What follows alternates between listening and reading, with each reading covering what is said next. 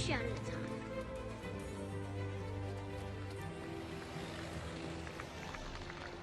Welcome back to the Enjoy the Walk podcast, guys. As always, Dalton here with my good friend Dante. Dante, how you doing, man? Trying to get through quarantine life and quarantine golf.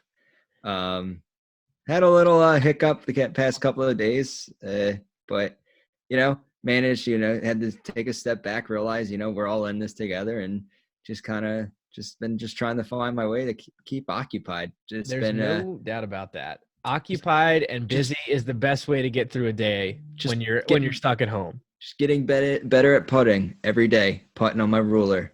I mean, that's all I got. We're going to have to share with the fans how you're really grinding, because you've sent me some videos. You're putting in hours on hours a day on the putting stroke, and you might be Ben Crenshaw-esque maybe come the spring if we get back on the course. Yeah, we'll see. I mean, the ruler is probably rolling out at 15, so every green I'm going to be playing is going to be sticky slow to me. Be ready for that fall Masters. That's right.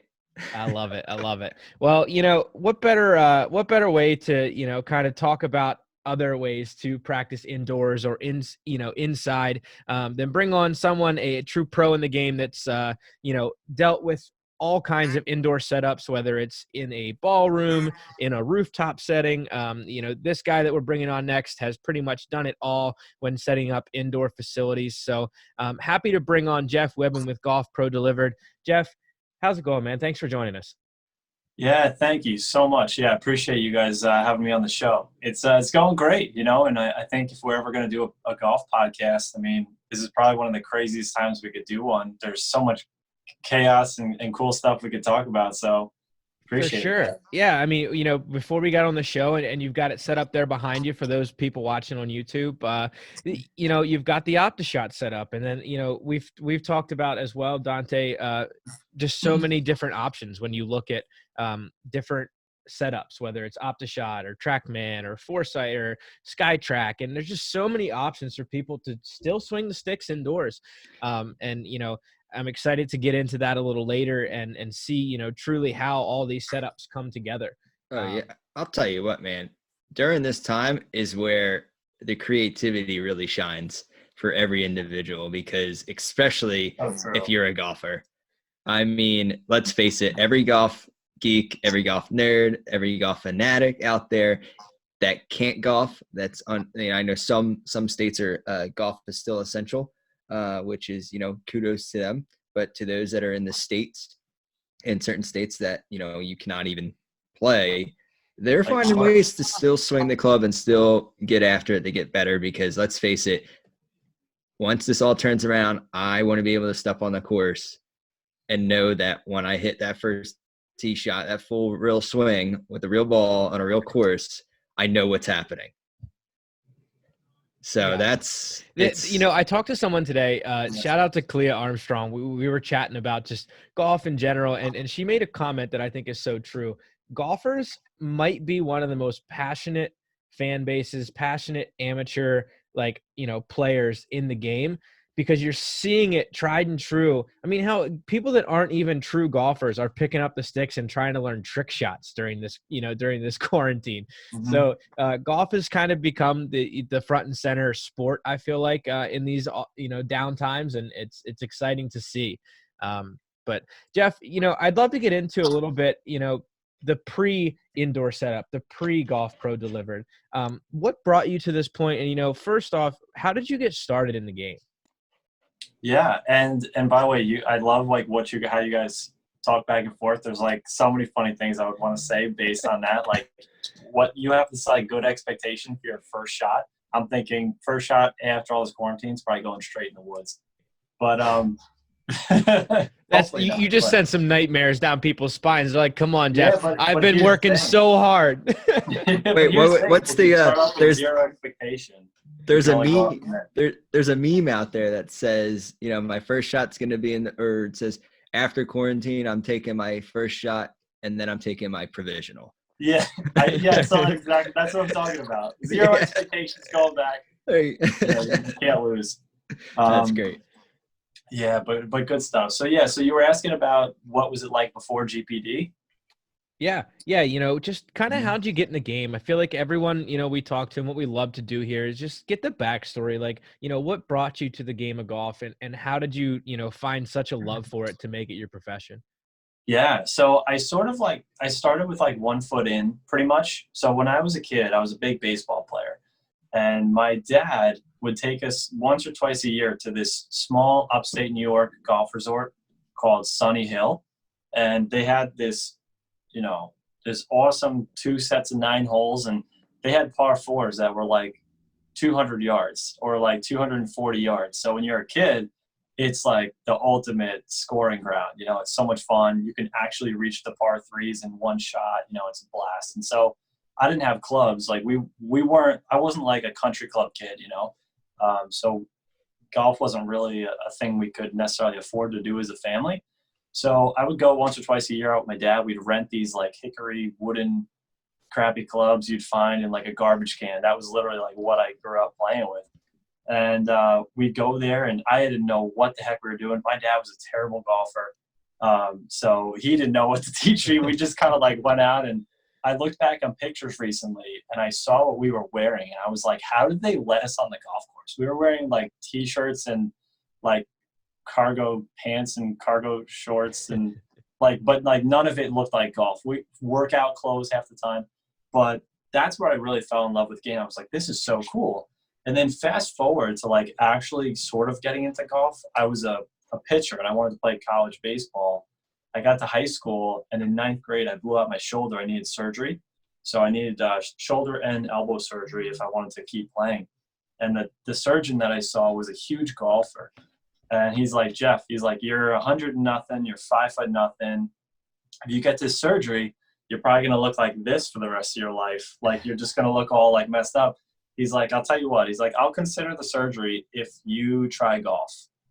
And I was like, what? I was like, I'm not a golfer. I was like, I did this like once a year since I was like 7, but I'm not a golf. I can't play golf. Can't actually play. And like what ended up happening was there was a guy on my baseball team who we were really good friends, and he took me out to the par 3. I got this rinky dink, can't even speak. Got this rinky dink set of clubs for like $50. It was like a 7-iron, a wedge, and a putter and a driver. And we went out there, and he taught me so much. And I actually decided to try out for the golf team that spring. And I was like the worst player ever. But somehow I made the team. And I told the coach after the first 3 matches, because I was like shooting a million, I was like, Coach, I don't think I deserve a spot. And he's like, well, I see some potential in you. I don't think you should give up. I think you can really be good at this. And so I stuck with it. And then, 3 years, 4 years. So 7 years later, I turned pro. So it's just crazy how things work out. I have to ask, and we have to give a shout out to that coach, because I feel like right now he just played a crucial part in sort of giving the kid a chance, 100%. Coach Pappas, he's retired math teacher now in Florida. Was never very good at math. But that's one place. But living the dream in Florida. Yeah, I was much better at golf than I was at math. That's awesome. And man, we've talked about that so much too, of just the coaching side of things. And I think it's in a kind of not undercover, but just underappreciated, applauded realm, because these coaches are doing so much for kids each and every year, whether it's at the high school level, college level. It's just cool to see these feel good stories of coaches just giving that last little effort to these kids to say, listen, one more shot, just give me one more shot, and I think you'll enjoy it. And sometimes that's all it takes. Yeah. And what's so interesting too that you say that is I think that's something we don't really talk that much about, how important us as coaches can be. But you're so right. Like, even the positive and the negative can really influence the kids. Like, I remember even that my same coach, I remember there was one match where when I was a senior or junior, we were playing the 1-2 spot, being like one other guy on the team. And the match came down to the last hole. And I hit a perfect drive. There was OB left, which for me in high school was like a nightmare, because I used to hit this hard draw. And I'm like 100 yards out, easy, okay, whatever. I was probably hitting like a pitching wedge back then or something. And I hear my coach, like, up on the hill. He's talking to the other coach, and he says something like, he's like, I think Jeff's got this, but every once in a while he'll like chunk his wedge. And I heard him say that. No. I heard him say that, and I might as well instantly turn into Frankie Butterknives at that point. And I was a good wedge player too. I literally hit this ball like 5 feet. Like I hit so much dirt, and but it just goes to show, like, to your point, is like he built me up so much when I didn't believe in myself, but at the same time, like, his word had such an impact on me that it could go both ways. So for any coaches out there, like, you're so right. Your word is golden to these kids. Yeah, You know, and especially before they really hit a point of, like, kind of, I don't want to say thinking for their own, because I think high school kids and even middle school kids can surely think for their own. But, once you get to college, you're a little bit more, independent. But as you're growing up through the game, these kids, they take everything they hear and basically put it in gold, or put it in stone, as some people say. And yeah, coaches can have a life-changing factor in kids' lives, no matter what, one way or the other. Yeah, so true. But now, so you took the game, you went from t-shirts and cargo shorts to professional in about, 7 or 8 years, you said, somewhere around there. You made a pit stop along the way at a pretty sweet spot down in the Myrtle Beach area. Let's talk about that a little bit. You chose to go to Coastal Carolina. At that point, was it for golf-related studies? Well, is this an on-air or off-air answer? We can cut some things out if need be. No, I'm just kidding. You can use it. But so, like, this is the funny thing. I was looking at a lot of cool PGM schools down in the Southeast. And I knew I wanted to get somewhere warm, somewhere nice. So me and my dad, we took this really cool 2-week tour, and we checked out a bunch of great schools. And we stopped at Coastal Carolina, and we got there. We pulled up to the parking lot near the admissions office. And I don't know if it was a sorority or what it is, but dude, I kid you guys not.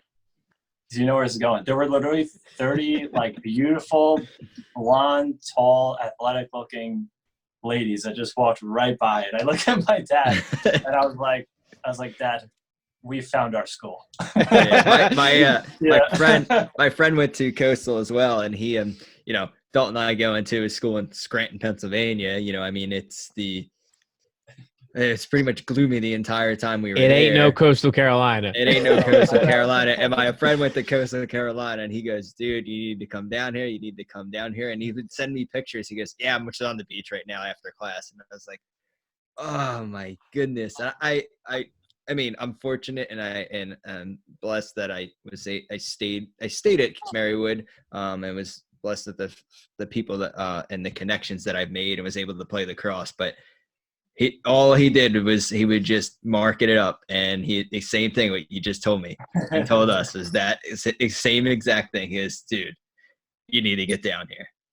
The word bombshell has been thrown around a lot in conversations that my friends that have went to Coastal Carolina use to describe those of female nature. So yeah, I can only imagine you as a high school junior or senior looking upon that from afar, saying, yes, sir, this is. Yeah. Yeah, and then we got home. We told my mom and the rest of my family that the academic buildings were just superior to everything else. No, but for real though, like, that was definitely like a huge, great beginning standpoint. Is like, wow, beautiful day. I think it was actually winter time. I think my junior year when we went down, and it was like 70 degrees, sunny, not a cloud in the sky. And there's palm trees on the campus. And then everyone we talked to was so nice. And granted, like, I'm from Long Island, New York. So if some random stranger is like, hi, how are you doing today? They probably want to take something from you, or if you're not in church, then they probably are up to no good. Like, it's just odd. You know what I mean? But down there, like, everyone was so genuine and nice. And even the PGM people, I'll still never forget to this day. I went in for a visit, and the people in the office were like, hey, like, just so you guys know, if you decide to come here, like, you will be like family.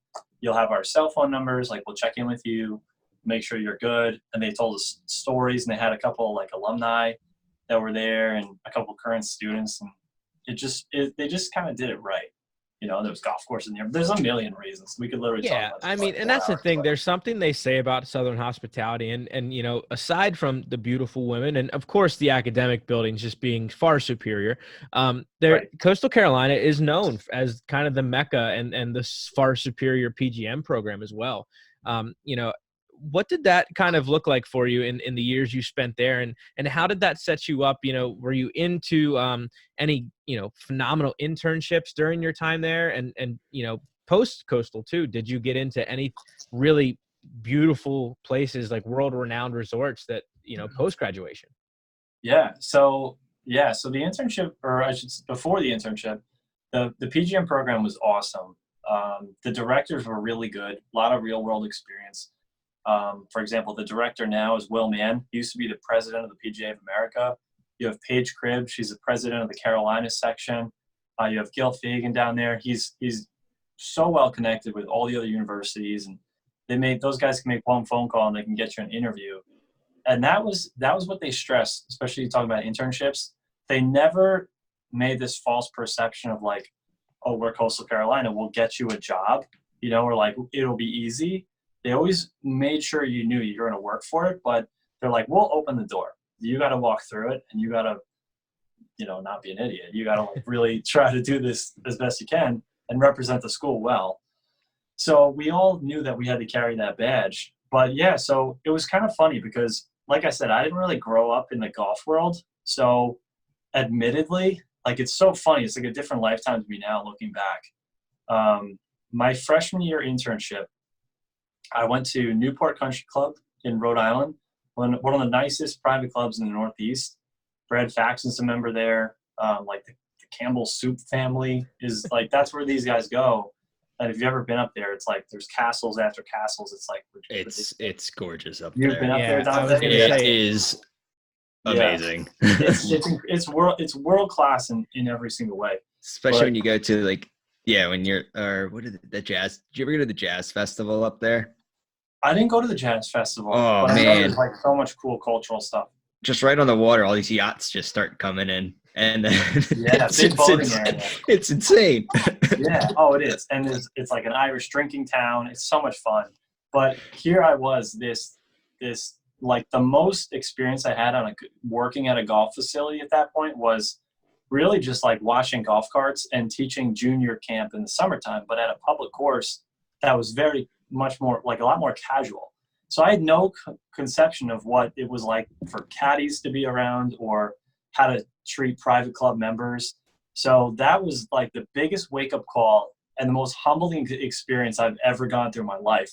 Like I was this, humble kid going in. I got my butt kicked. I almost got fired. Like it was like looking back, I can be completely honest. Like I was not a good candidate for this job, but they kept me and they taught me a lot, and I will forever owe that place a lot because that was my school of hard knocks, and they kept me around and didn't fire me and gave me a chance to learn. So it was a huge wake-up call, and that was, I ate it and moved on. I can only imagine, I also grew up in kind of just the small town public golf scene. And, when you get to that really, really wealthy private club, it is just two different worlds. There's no denying it. There's no hiding it. And especially when you're kind of fresh on the scene in golf in general, I can only imagine how much of a just wake up call almost that was to be like, okay, that's the industry.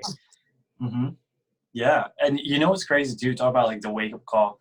So there was, I think like halfway through, I was having kind of a rough time. And then I had like one solid week. Nothing went wrong. It didn't like drop a member's bag or something crazy. It was like solid. And then there was one day I forgot to grab an extra schedule. So there was like a house out in the back, and I lived with one of the assistant pros. I borrowed his key, and I was like, I'm just going to go grab a schedule real quick from the bag room. I didn't know there was an alarm on the building. So it's like probably 11 o'clock at night. I walk up there, grab a schedule. It's right next to the door. I open up the door, grab a schedule, lock the door, go around the building, go into my house, go to sleep. I wake up the next morning, and people are like really on edge. It's very uncomfortable. And the general manager comes over, and I'm hearing him talk, and he says something to me like, can you believe like someone actually broke into the clubhouse last night? And I'm like, no, that's terrible. What happened? And he starts telling me, he's like, well, it was very odd because they didn't take anything. They opened up the bag room and like they don't seem to take anything. We've been searching for hours. We can't find what they took. And so immediately I realized that was all me. And so You heathen, you. Dude, I know. So I literally had to just like confess. And I was like, guys, I'm so sorry. Like, I can't believe it. But I talked to the head pro and he's like, do you realize that the cops had to come? Multiple cop cars came to the club with guns drawn and had to go around the clubhouse. They called my bosses at like, whatever it was, 11 or 12 at night, woke them up. They had to come down. And this is like in the midst of me having a troublesome internship. So not like an ethical way, but just in like a performance way. And I was just like tip the cap. Like, I'll see you guys later. If you want one description of how that first internship went, there it was. Yep, tip the cap. Enjoy the walk home. Right. My goodness. Man. Yeah. So this honestly started off like, I'm never going to be like, yeah, I was kicking ass from day one, because I wasn't at all.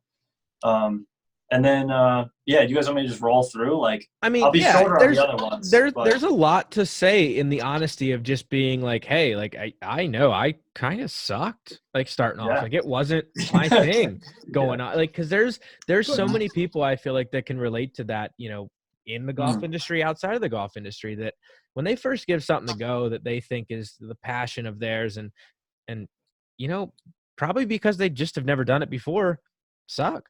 And there's a lot to be said of like, okay, well, you just didn't throw in the towel and, you know, give it up and say, well, I'm going to go try something else that I've done before and I already know how to do. Like, you went back, and I think we'll get into it here. That led you into even greater opportunities down the road. So true. And I'm guessing, I really think this is like a general life principle, but especially in golf, amongst golf pros now where I am, I think I'm so glad you say that, because I think the biggest thing that holds people back, like golf pros, but also other professional people, is like ego, pride, and not being okay with looking silly. Because like, I know, like, especially up here in New York, like, we're the Mets section. We're supposed to be the best PGA section in the country for playing ability, for reputation, for management of courses and major championships and stuff. And like, these guys are like so well polished and like closed door, like military, like, you know, it's just so interesting because these guys are so good, but I feel like sometimes we let our pride get in the way and we don't open up. You know, I heard once that the smartest and wisest people will tell you, they'll be the first to tell you that they don't know the answer, you know? Yep. And it boils down to this too, which I think is just, it's beyond golf. It's not just in the golf industry. It can be said, kind of like you had mentioned, it can be said for any professional, is that when you get comfortable, you get to a state that you can't grow anymore. You get to a state in which you find yourself surrounded by the same day in and day out. And it takes that opportunity of going outside your comfort zone, you know, looking silly, possibly completely making a fool of yourself if you're really, you know, willing to push the boundaries and seeing what's possible, because that's how you push the norm, and that's how you create better, greater things down the long run. And it goes for the same thing, the same concept. If you aren't failing, you're not learning. You never fail. You always learn. And that's like something that, you know, I've tried to take as well. Like when you run into those complications and you fail at something, you're only learning on, okay, well, that didn't work. What can I do to get better? So if you're not running into complications or failure, how are you going to learn and get better? I mean, it's just as simple as that. Yeah. It's so true. It's so true. That's like entrepreneurship 101. Yeah, I was just gonna say we went from a golf podcast to please sign up to our new business podcast dropping next week. Yeah, but I mean, lead us into where that ended up taking you, because I think it speaks leaps and bounds of just how that process works of ending up learning from that and moving forward. Yeah. So I would say, got back to school, was a lot more humble my sophomore year of college, just after that, and, I was like so much more ready to just kick butt. And I started applying myself. I got my first 4.0 in college that semester and just hit the ground running. And I got an internship. This is actually probably like the craziest thing that ever happened in my life. So I got an internship that summer back home on Long Island. I was like, I want to get to a place where I know what it's like to work in private now. I just want to learn everything and like take it up a level. So I had this amazing opportunity to work for a guy named John Shobe at Huntington Crescent Club. And his assistant pro was a guy named Paul Rollo, who works with me today. He's one of my business partners with GPD. This guy's a legend. He was the best mentor I think I've ever had in golf, but actually by far. He stayed late and came early to teach me stuff off the clock. Like, he was like a legend. But one day I'm working in the shop, and in walks my old surgeon from 9th grade, the guy that told me to play golf. Turns out he was a member at that club. I had no idea. And he's like, Jeff, the baseball guy? He's like, what are you doing here? And I was like, Dr. Weisberg, the guy that told me to play golf? What are you doing here? And he's like, I've been a member here for 20 years. And I was like, no way. So it was just like such a weird, crazy moment that life came full circle on top of me like that. But yeah, that summer I grinded out, worked a ton, played, got my game really good, and learned so much about running tournaments. I learned calligraphy. I learned everything about, how to do club repair and everything you'd have to do as a golf pro, merchandising. And so then that really set me up. It boosted my confidence. Those guys invested in me to the point where my junior year, I was ready to like really venture out. And so I talked to my program director and I said, I've always wanted to go to California.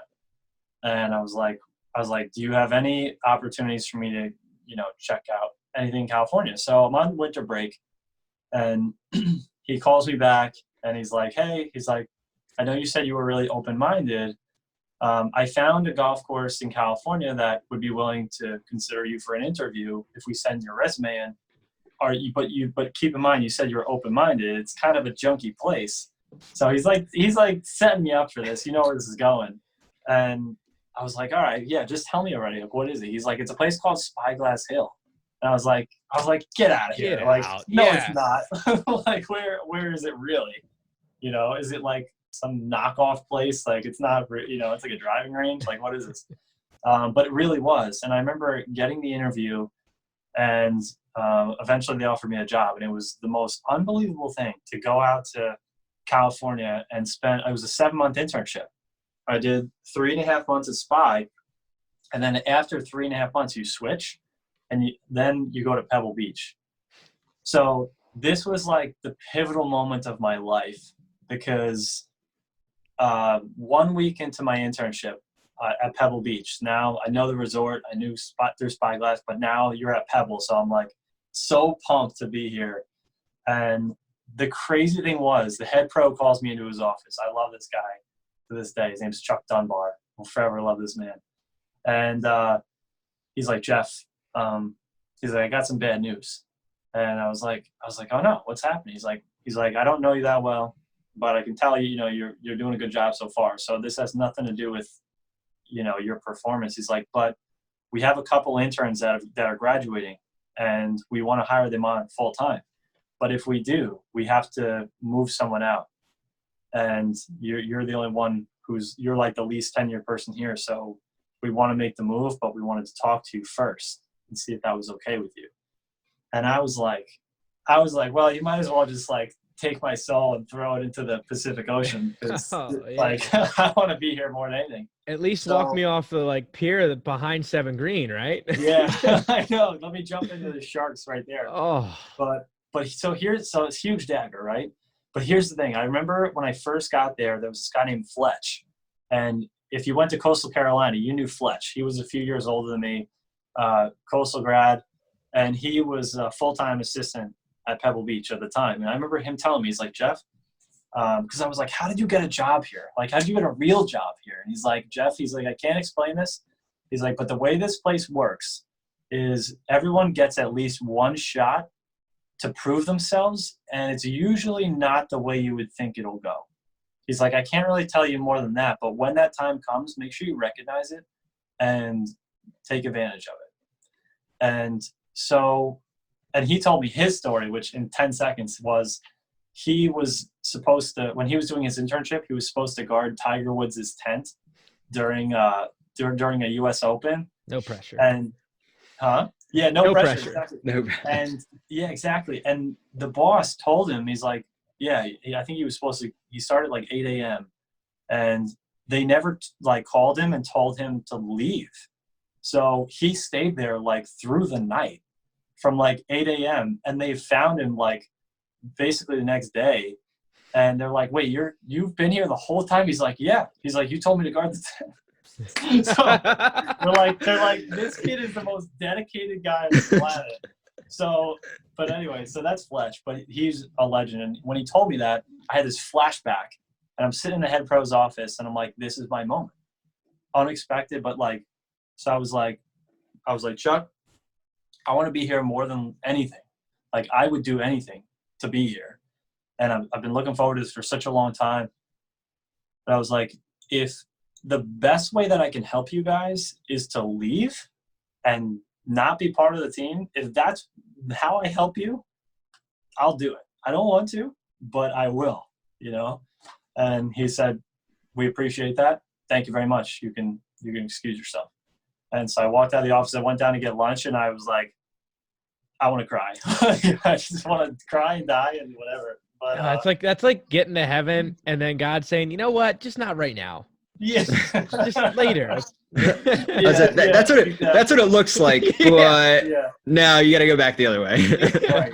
I know, exactly. And you know, it was insane. And I remember the first assistant came down to me at lunch, and he heard what I said, and he's like, Wibben, did you just like willingly give up your Pebble Beach internship?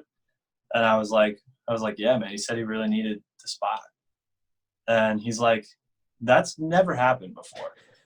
And like everyone you always says, if they get into that circumstance, they're like, no, like this is my internship. This is what I got. And you know, I would have been justified totally. Like it's nothing against those people that did that. But he's like, I bet you right now, if you go walk back up into his office and just tell him that you would love to find another way to work here, he would have something for you. And then he walked away. And I went back up to the office after lunch. And I didn't even have to say anything. He just saw me like walk in. He goes, Wibben, come on in. And so he calls me over. And he's like, what are you doing for your next internship your senior year? And I was like, I don't have an internship. He's like, well, now you do. He's like, you're coming back to Pebble. He's like, yeah, you got to go back to Spyglass, but you're coming back to Pebble next year. So that was my senior year. So I didn't have to worry about my last internship. And then I'm like about to walk out, and he goes, oh, and by the way, what are you doing after college? And I was like, what do you mean? What? No, like, I don't know. I have no idea. 2 years out. Like, what are you talking about? Yeah, he's now a junior, you know? And he's like, how would you like to be a PGA professional here at Pebble Beach full time? And so right there on the spot, he offered me a full-time PGA pro job. Jeez. So my junior year of college, it was like the craziest thing. And I remember going to Fletch. Yeah. I hate to cut you off, but No some worries. people would call getting sent back to Spyglass Hill champagne problems.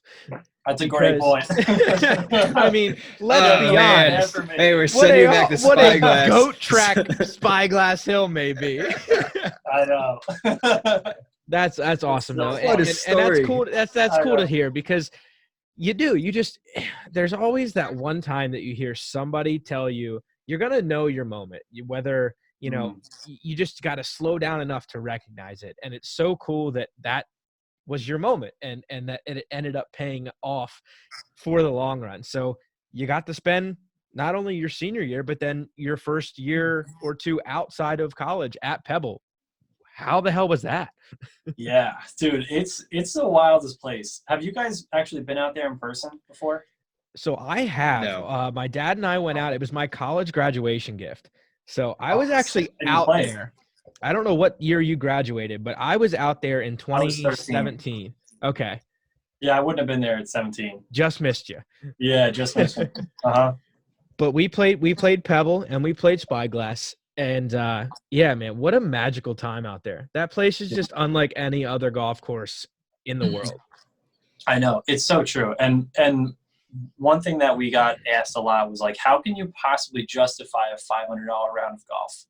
It's like, while that is crazy, when you see the views of Pebble Beach, you're like, I would pay $500 just to walk here without playing golf. Like I would just walk around and it would be worth it. I'm so glad you said that because my mom actually went out with us. She doesn't golf, but she walked with us. And they didn't charge her anything to walk with us.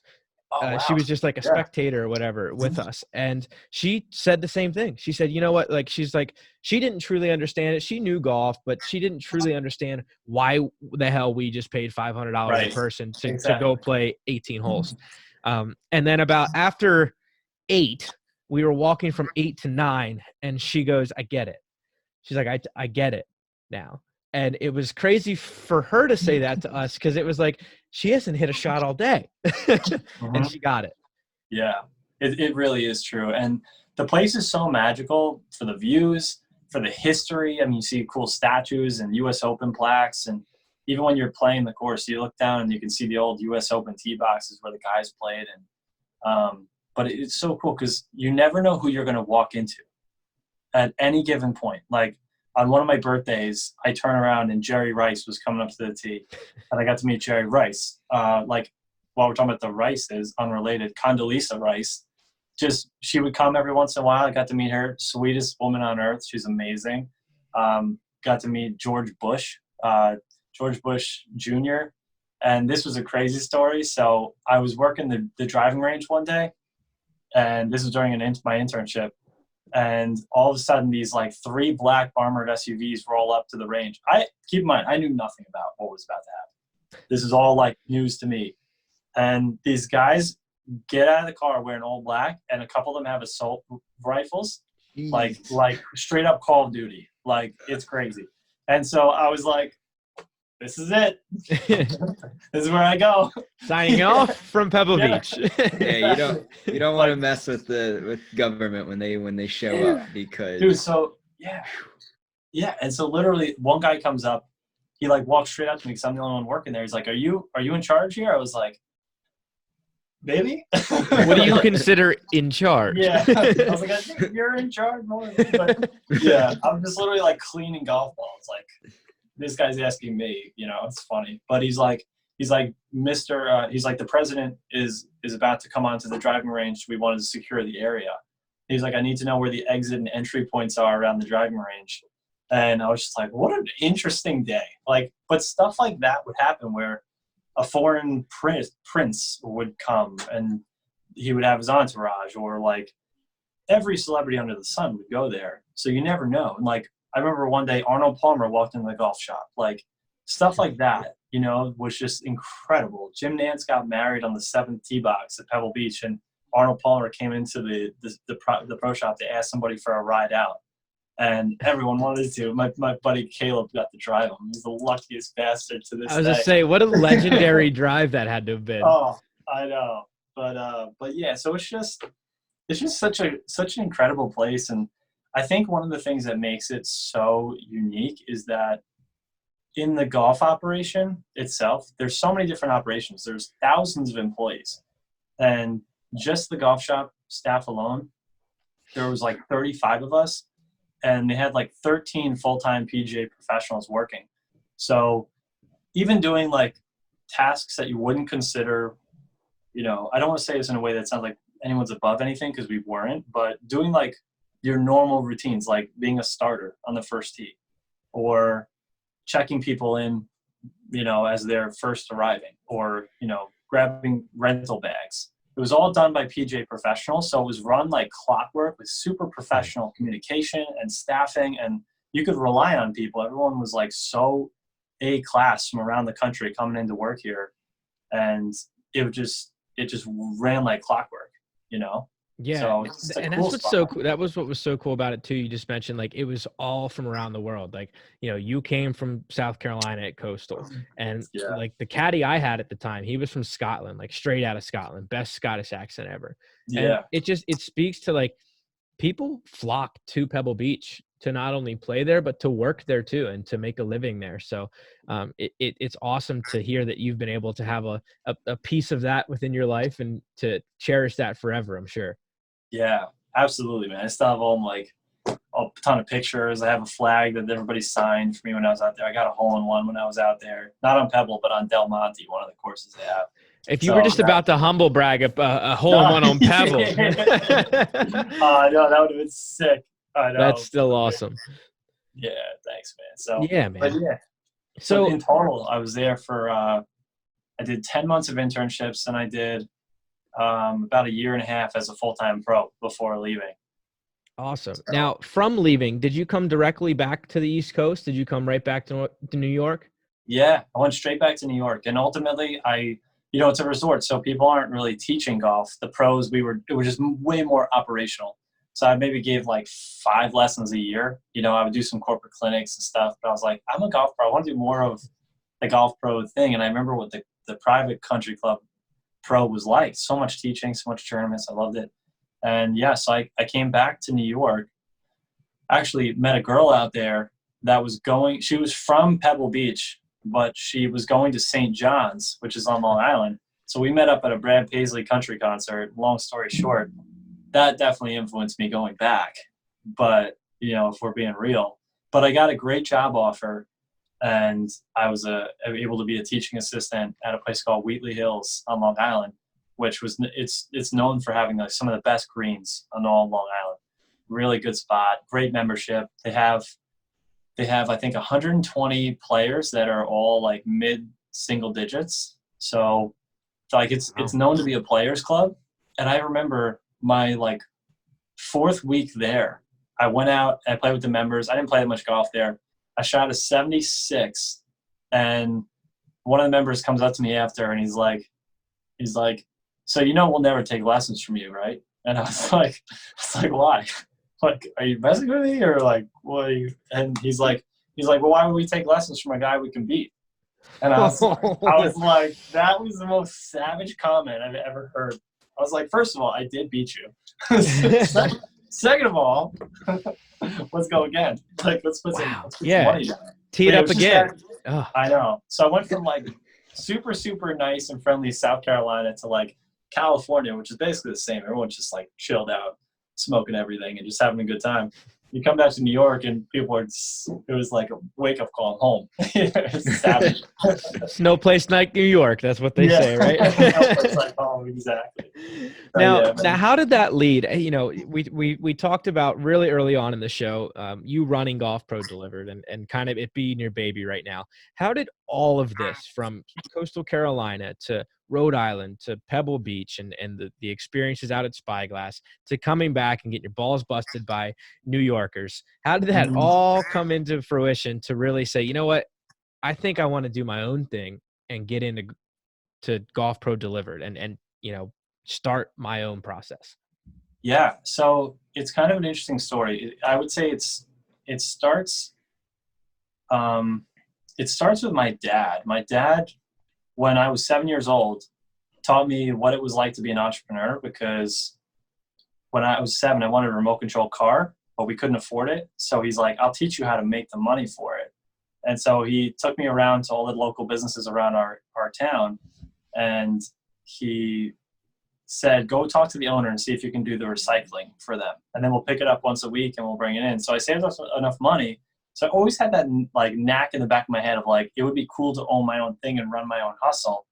And I was trying to come up with ways to do that in California. I was going to open up a laundromat / golf simulator place. I was like, people are doing their laundry. Might as well play golf while you're waiting for your laundry. Silly idea, but it was kind of cool. I loved it. I like wrote a business plan for it, and I always wanted to do it. Maybe one day. But so anyway, I come back, and after my first year at Wheatley Hills, I just remember feeling so like burnt and wrecked from the grind of it, and knowing that, talking to some of my mentors, and they were like, if you keep this up for like 10 more years, you'll have a shot at being a head pro. And I don't know what I was, 24 at the time, 25. And I was like, wait, so I'm going to stay and plateau so hard for 10 more years and hope that maybe that'll happen. And then just thinking like, but even if that happens and I'm a head pro, looking around, I'm like, okay, well, I love the members. They're great. But at the end of the day, if after like 10 years working for the members, if they decide they don't like you or they want to change, you're gone. You have no job security, contract or not. So I'm like, wait, so I'm going to put all this grind in 10 years for just the hope that maybe, and then if maybe, I still have no control of my life. So then my business partner, the guy that I started GPD with, his name's Nick Miller. Shout out to Nick wherever you are. He reads this book called The 10X Rule by Grant Cardone. Have you guys ever heard of that? Love me some Grant Cardone. I was going to say, I feel like you guys would be GC people for sure. But so it's this crazy book, The 10X Rule. I read that book. My business partner introduced me to him. And we just feel like we're like ready to run through a brick wall. Like, what is life out for us? Like, we can do anything, right? And so that spring, before we started the season, we were looking at each other like, what else is out there? Like, there's got to be something. We love to teach golf. What does the golf industry need? We got to start thinking. And we were at a bar and we're like, you know what? I wish people could, like, more people could play because it takes so much time and it's difficult and intimidating to go to a course. What if we could go to them? Like, what if we could just teach? And that's all we did. And like, we could drive around and we could teach lessons, and that spiraled into what is now Golf Pro Delivered. And we started working on the business our second year there at nighttime. Like, we would work 80, 85 hours a week.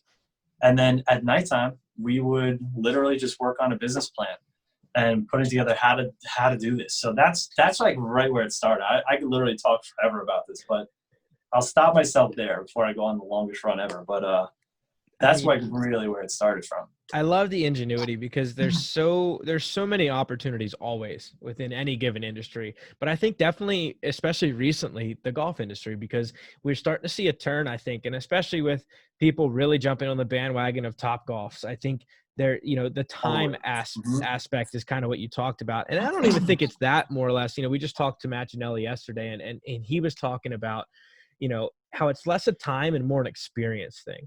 And it's like, people will drive to the Top Golf, okay, 45 minutes, half an hour, 45 minutes, wait in line for 2 hours for a stall, get their food, get their dinner, spend an hour, 2 hours at the stall. Okay, there's 6 hours. So they just spent more time at a Top Golf than what they would have at a round of golf, but why? And it's like, I think it bundles into what you guys do as well, because you're not just like a hitting mat and a net and a golf pro preaching, golf philosophy to somebody. You're an experience. And I think, I'd love to hear what all you guys provide that's more than just the nets and the setup. Yeah, that's a really great question. So I guess each event is so unique, and it could be a variety of different sets of equipment and setups, but kind of like you said, I mean, we are golf and we have some of the most high-tech launch monitors and equipment in the world, but it really is about the experience. So having a really well-trained team of guys and girls that know how to welcome people and make people feel comfortable is everything. So like, if you're walking into a GPD event, for example, and you've never seen what we do before, there's always going to be some kind of fun music playing. We're going to help with the lighting. We're going to help with the AV, make it really cool. Maybe we'll be playing like anything from like a live music video of your favorite type of music to custom branding for your company or whatever, so you feel like it's more part of your brand. And we'll have putting, we'll have chipping, we'll have full swing and contests. And we'll try to plan out as much ahead of time where we'll have a lot of fun team building activities. So if it's a newer crowd, you're going to learn everything from like grip, stance, posture. And you're going to learn how to hit a golf shot in 5 minutes or less. That's our guarantee. Anyone can learn to hit a good golf shot in 5 minutes or less. And so our goal is not to make people, masterful golfers. Our goal is for people to walk away saying, golf can be for me too. I had such a great time today. They're going to feel like they're a part of the experience. They're going to learn something, they're going to have fun, and what we see that's really cool too is that like the people that they work with were like, oh, I didn't know you like golf. That's why I never invited you. And they're like, well, I didn't know I liked it either, but now I do. And now they're like making plans. Like we actually hear them make plans at our events, and we're like, that's why we do this. Yeah, Like we are literally building bridges. I'm so glad you said that, because that's what I hoped kind of was the experience, or the way people were receiving what you guys are doing, is not only the, okay, cool, I swung a golf club at this simulator one time at a work event. It's the, oh man, now I'm hooked. Now I'm, not only am I hooked, I'm making plans to go play, and I'm getting up with the golf nuts in my own building, or and building those relationships that ends up making long time golfers. Mm-hmm. That's so true. And so, like when we talk to the event planners, we always go through budget and we build around that, and we try to come up with something cool for them. But we've been asked sometimes, like, well, can we save some money if you just leave the equipment and then like come pick it up later? And like people just figure it out, and we're like, honestly, we wouldn't even take your money. Like we appreciate that, but that's not what we're about. Like we don't want to create an experience that we know won't be awesome. And to build on your point there, I've been to a place or two that has basically opened their doors, said, here's our golf simulator equipment. And even as someone like, me and my buddies who have golfed forever and love the game, it's a struggle if you start having one little malfunction in something to have no clue how to fix it either. Like when it boils down to, you need the people around you that know the product, know how to set it up, and then just know golf, and know how to run their systems. And I think that's, I'm so glad to hear that as well, that you guys are just a full package or no package kind of deal. Yeah, exactly. We don't compromise. And the cool thing too is, like, when we talk about skill level with the clients, we're always like, the guarantee that we have and why you want to bring Golf Pro Delivered in is because if you have, guys like, for example, like you two guys, if you guys were the company, if you were at the company event, you guys are really good golfers. You would appreciate hanging with a pro, and you guys could talk at the highest level of golf possible. And then 2 seconds later, we talked to John Smith, who's never played golf before in his life, and we instantly switch to making him feel welcome and confident. And I think that like being able to turn on a swivel and accommodate everyone quickly and normally and naturally, I think that's really the secret sauce. That's where you build. That's where you build fans of the game. We've talked about this too so many times. I think, Dante, we've said that the inclusivity of the game is getting there. It's definitely got a long way to go still, because there's still that kind of stuffiness and stigma around the game, kind of just being, what it has always been, the rich man's sport, and it's not for everyone. And, but we're getting there. We're starting to see so many brands pick up on the idea of like, all right, let's maybe relax the restrictions on what we need to actually wear to the golf course. Mm-hmm. Let's relax, where we actually have to play golf. We don't actually have to play all 18. We can play 9. We can play a short course. We're starting to get there, but I think, people like you guys who are going out into the public and just preaching this idea of just everyone can do it is where we really start bridging that gap to get the masses truly involved in this game. I mean, it even goes back to what we were saying earlier is, I feel there's so many people that would probably enjoy the game of golf, but they steer away from it because of the ego that comes with it. And the same thing with not wanting to fail, because there's so many things that you can do wrong on a golf course and get yelled at than you can do right. And a lot of people are afraid of doing that. And we need to, and like we were discussing last night, and how we always discuss, and how we're discussing tonight, is how we're trying to change that. And that's, you need to open the doors for everybody. It's not an exclusive thing anywhere. You're going to have that everywhere, especially in golf, but there's more to it. Absolutely. And those are such good points, guys. And it's cool too that Dalton said that it's like time is a factor, but even more important is the experience. And it's interesting because like the way we see it is it's also kind of together, because the number one thing when we've done our stats and our feedback with corporate clients and other people, why they're not playing, like why they're not trying it, is because the deep rooted fear of like what you said, Dante, about not wanting to look foolish when there's people behind you and you're slow. Like that, you just say like, if you get down to it, everyone who's ever tried golf, that was the worst possible thing that could have happened, where people were waiting behind them. They were like hacking it up. It was terrible. They got slow, and then they felt like they didn't belong anymore. So getting people away from that scenario, teaching them the right way off the course, helping them learn in these alternative ways like Top Golf, like GPD, like some of the other golf brands out there, all the cool indoor simulator places like 5-iron golf. It's a great way for them to get past that and then learn and then get out there and they're good to go. Yeah, that's so true. I think any high handicapper, the first thing they always say to you is like, well, if people are waiting behind us on the course, I'll just going to pick up. They would rather pick up and just move on to the next hole rather than take a golf shot with people waiting behind them. Yeah. Which is it's so crazy. True. I know. And I remember, have you guys ever heard of a guy named Michael Hebron? He's a PGA professional teacher. He's actually a master professional. He's been in the top 100 teachers for a long time, but he actually gave me golf lessons when I was a kid. I was a scrub cleaning golf carts at his golf course. He took me under his wing. Amazing guy. Shout out to you, Michael. But he said, when pros, we were having this big discussion at the Met section, and people were like, guys, we got to find a way to make golf easier. That's why people aren't playing. And Michael goes, why do people ski?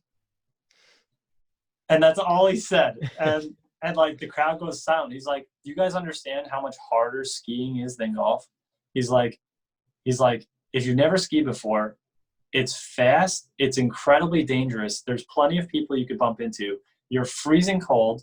You got to drive hours and hours just to get there. Then you got to wait in a sneaky locker room. You got to boot up, and if you even get up to the top, you don't fall off the ski lift. You're going to fall 1,000 times on the way down. And then you got to do it again, like 1,000,000 times. And it's going to hurt. It's going to be awful, but people still go. He's like, you never hurt yourself in golf. He's like, it takes probably 20 minutes to get to a golf course max, and he just made such a good point. He's like, it's not that it's a hard game. It's the experience, just like you said. So right on. Yeah. And excited to see, people like you, and like you said, 5-iron golf, just like there's like commercialized golf basically coming into the masses, and we've only started to see it really hitting, its stride, and I think it's far from its peak. So I'm really excited to see, the future and what that holds. And, from those receptions that you've been seeing, what do you see in the industry, maybe in the next, 8 to 10 years, as far as like, how can we build on what we're already doing?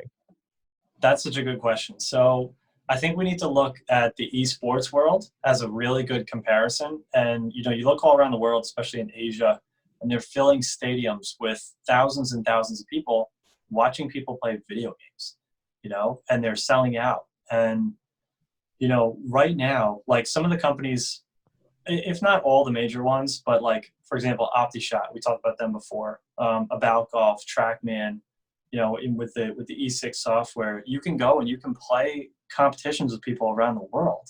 So I was actually having a conversation with Michael Breed about this back in the fall. We were talking about the future of golf and what's happening with all this internet, golf, and how is this going to change? And one thing he shared, which was really interesting, was he's like, one day, very soon, the way people sponsor golf tournaments in person we're going to see a huge shift of not that people will necessarily leave those. He's like, but there will be a lot of energy going towards online sponsorships and hosting new major championships potentially, and new types of opens, and new types of Ryder Cups. Think about like if we could do a Ryder Cup US versus versus the Europeans virtually, and it was like amateur leagues, and then pros could team up with amateurs, and men could turn up with women. There's literally limitless possibilities. And the way we're applying that already is like, we'll go to our corporate clients and we'll say, how many offices do you have? They're like, oh, we have 20 major offices. And we're like, what if you could do your next golf outing remotely with us? Keep all your teams where they are, especially thinking about like COVID and keeping people quarantined. What if we could do a remote golf outing, remote tournaments, get everyone from get rival companies playing each other, or just rival divisions? Or if you have, for example, we've been talking with Lifetime Athletic Club and Equinox, and they want to put these in their locations so that they can do location versus location, long drive contest, like which gym is the strongest golfer, you know, like there's literally limitless ways you can apply this new model of online virtual connected golf. And so, yeah, I'll stop it there, but there's so many ways you can go. It's just insane. I love that. And like the first like place my mind went to was kind of like just in your backyard in New York. I was like, what if, like you said, the Ryder Cup, what if we moved the Ryder Cup into Madison Square Garden, and it was like an evening feature, and it was all just ran on TrackMan, and we just, you know, and it was on the Jumbotron, shots were being made, guys were playing different holes, you had 5 or 6 different bays. And then you just, you know, you had their locker or their benches backing up to each other. I mean, just it brings the point of like esports is coming to the forefront, and it bums me out that golf hasn't kind of jumped on that during this COVID-19, because I know every single one of the top 50 pros in the world has a TrackMan or has some sort of high-end flight scope system. You said it, and we've said it offline too. A lot of the times is, I mean, look at JT and Ricky played an entire 18-hole round left-handed. Brooks got word of that and then decided to post a video with his TrackMan about the numbers he can do with a left-handed club. And I know Dalton was saying this behind the scenes too, like it would be sick during this time when, you know, we're trying to steer away from reality just to try and occupy our minds with what's going on, because everybody's basically on house arrest, if you want to put it in like kind of layman's terms, because that's how it feels. And like it would be sick to see like let's get 4 pros TrackMan, let's get them on the same course, and like let's just like stream it and see like who does best on virtual Marion or something out of the 4, like say like Phil, Brooks, JT, and I don't know, Ricky, and just see what happens. I mean, they would love it, and then people would tune in, and there's just so much that you can get people involved around that on watching, and it just goes back to what you said, Jeff. It's endless. Like when you bring that set of possibilities to the table in the world, it's endless. You can do anything in that realm of possibility. So excited to see hopefully golf pick up on that. I think there's so much room for it. And as a fan who just loves the content we already get, I'm begging for more. So bring it to me. I know, right? And you know what I like to compare it to also is like, if you guys remember like the Steve Jobs era of what his goal was, and like Bill Gates and like what they were doing between Microsoft and Apple, and the goal was to put a computer in every home. And I remember reading about all this, and you know, they're talking about how the amount of criticism they got, like, oh, people don't want computers, what are they going to do with them? And even if they did want them, they were so expensive, no one's going to actually buy them. You know, we have offices, we have people, we have departments for that, we don't need computers. You know, and it's such an interesting parallel, because when golf simulators first came out, they were clunky, they were unreliable, and really expensive. Like $25,000 back in the 90s for like a junky piece of thing that wasn't good. And the same kind of thing that happened with the iPhone is happening now in golf, where they're becoming more reliable, they're becoming more affordable, and just better in every way what you can do. So you talk about 10 years out. Such a good question.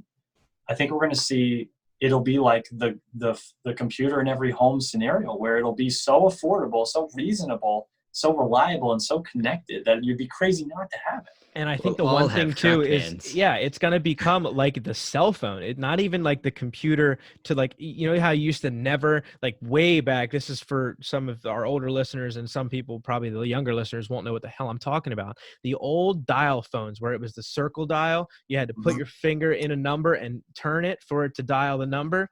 It's going to be like from going from one of those in your house where you had to plug it in, set it up all the time, to an iPhone. It's going to be that drastic of a change, I think, because we're already starting to see it. You're going to be you're going to be able to take it indoors and outdoors and get the same results, because that's kind of where we struggle right now too. I think a little bit is, you know, I love the OptiShot. You really can't take it outdoors. It needs controlled lighting. And the TrackMan, you know, it can do both, but is an arm and a leg and a half. So we're so close to seeing that, I think, just punch through in waves here in the next decade. Yeah, I would agree with that 100%. Yeah. You know, So it's so going to it'll be fun exciting. to see. I'm happy to be in the golf industry and you know, hopefully have a firsthand look into what's around the corner. Absolutely, man. So yeah, I mean, we're just going to keep innovating. And the one thing that we're doing as a company, we sort of are in an interesting place because we don't develop software or technology. We just develop mobile enclosures, and we partner with those companies, all non-exclusively. So anyone that comes out with a new thing that's awesome, we're like, great, we'll buy it and we'll implement it. And then, you know, but the thing that we do is we're making our enclosures more and more mobile, like the one behind me. I don't know if you can see it. That's a portable golf simulator that can set up in 45 seconds. Yeah. And So for the you can folks fit in the listening back of on your car. the podcast that may not be checking out on YouTube, go check it out on YouTube because our YouTube channel is awesome. B, what Jeff's talking about is basically a system that inflates and houses a golf simulator system, and it fits into like an oversized duffel bag for the most part, if I'm describing it correct, Yeah, Jeff. But exactly. that's a very new innovation for you guys, correct? It is. And the reason why we did it was because it's sort of like, do you remember when like Xbox first came out and not everybody had it, but it was so revolutionary?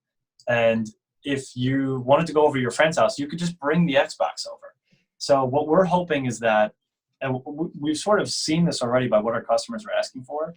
They're like, can you give us a simulator that would be so easy for one person to just be like, oh yeah, like Dalton Dante, I'll come over this Saturday. I'll bring the sim. Like that was never a thing you could do before. No. And what we're saying is actually you can very easily do that. So we want you to be able to take this with you, whether you're a collegiate golf coach and you're on the road with your team. And then when you get to your hotel, you set one of these things up at your hotel, you practice, or you're a traveling tour pro, you're a mini tour player trying to qualify.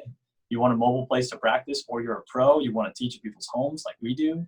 Or you're just a residential golfer. We want you to be able to be like, call up your buddies. I'm coming over. I'm bringing the sim. Let's play Pebble Beach for your birthday this week. Yeah, the only option today is to go to someone who already has this extravagant setup in their house. Correct. Yeah, the most popular guy on the block. Exactly. Without a doubt. Now that's really cool. Now, looking forward, I know we've got, so a ton of uncertainty, but, where can people find you, to follow Golf Pro Delivered, and just kind of, when things hit the quell and settle out, can start booking you guys and bringing you in for their big events? Yeah, I appreciate that. So you can always go to our website, which is www.golfgpd.com. You can follow us at Instagram and Facebook at golfgpd. So, or they can even call us 516-472-7293. And we're all on all social media. So search Golf Pro Delivered, we'll pop up and we can definitely help you out. Awesome, Jeff. Well, hey, really appreciate the time tonight, man. I know we could probably talk for hours on end of just everything golf. So we appreciate the time and look forward to hopefully crossing paths here in the near future. And once we get back to normal, we'll have to check out one of your events and see what Golf Pro Delivered is all about in person, man. Yeah, thank you, guys. I appreciate you having me on the pod. And maybe one day we'll have to bring one of these over to your backyard. We'll play a little golf. That sounds like a great plan to us. Awesome, man. Well, hey, you take care. And as always, get out there, guys, carry your clubs and enjoy the walk, hopefully to your new Golf Pro Delivered setup near you. I love it. Awesome. Thanks, guys. Take care. Be safe.